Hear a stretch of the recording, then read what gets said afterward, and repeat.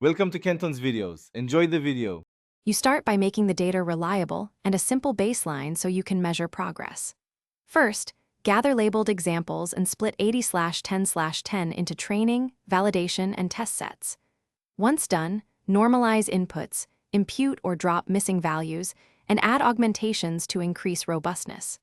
Then pick a small, trainable architecture like a shallow CNN or MLP to establish a performance floor. This gives you immediate feedback and prevents wasting time on complex models before the basics are sound. You now design the actual model and training loop while explaining trade-offs. Choose a loss function that matches your task and an optimizer like Atom with an initial LR of 1E3. Use a scheduler to reduce LR on plateau. Implement regularization, dropout, weight decay, and strong augmentations to avoid overfitting.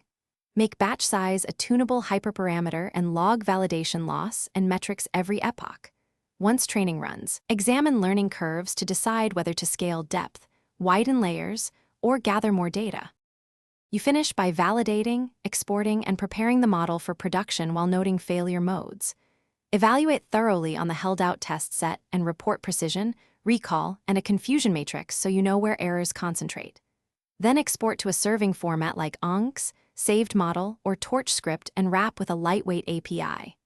If performance degrades, make sure to check for data drift, incorrect preprocessing, label noise, or learning rate issues.